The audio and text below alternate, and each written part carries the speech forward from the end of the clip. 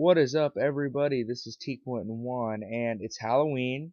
Everybody's probably watching some sort of horror franchise at this point. Maybe AMC Fear Fest. There's a lot of horror franchises that people like to watch around this time. Friday the 13th, Nightmare on Elm Street. But in my opinion, I like to keep it positive on this channel. So, not that I don't like doing rants. It's just I like doing positive stuff better. But I figured I'd review a horror franchise, and usually how I go is I review my favorites of things, and that's no exception here. This is my personal favorite horror franchise of all time, and that's the Hannibal Lecter series. Let's start with the movie that started it all, Silence of the Lambs. That's right, the movie your mother is terrified of. Now, this movie you've heard tons of people say it's one of the best films ever made, and you may be wondering exactly why this movie is special. And to me, that's the realism and the characters. Now let's start with the characters. Everybody does a good job in this movie. Jodie Foster gives probably the best horror film lead like ever. She's smart, she's got depth, and her determination and wit is really enjoyable to watch. And her character is, in my opinion, one of the all-time great police characters in any movie or genre, really. And Buffalo Bill is very different than your average slasher villain. He's probably the most realistic serial portrayal on film. And the scenes with him and the senator's daughter are so realistic that it's really scary. This movie doesn't have demons or zombies. No, this film has like legit killers that feel real. And that's really cool. In a sea of Freddy and Jason wannabes, that a character named Jamie Gumb managed to be one of the all-time great villains.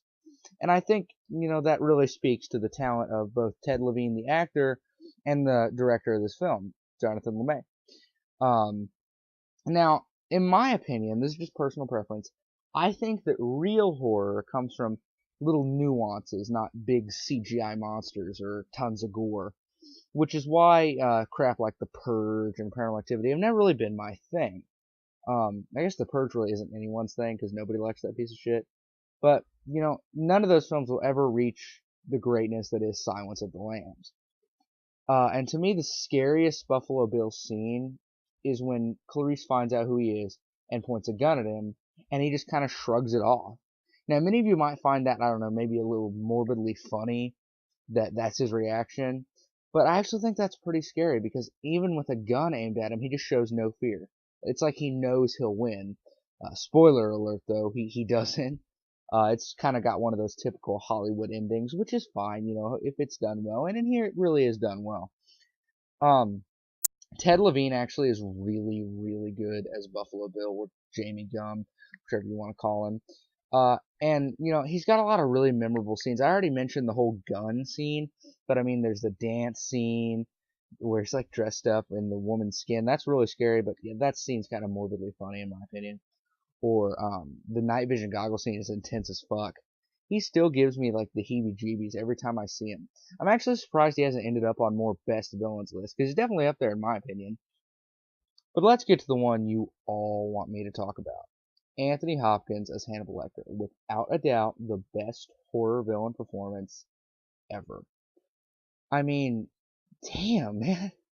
Hopkins manages to be creepy and like really like shit your pants scary actually through mere words. The thing that makes Lecter scary is how he gets inside your head. He can figure like anyone out in a second. He's like an evil Sherlock Holmes. And a lot of the scares, like most movies, come from what you don't see. One of the scariest scenes in the movie involving Lecter is when they just show you never get to see this picture, but they say like he bit this nurse's nose off and then his heartbeat never raised. And that's you never see that. You can just kind of left to the imagination, and that's really scary.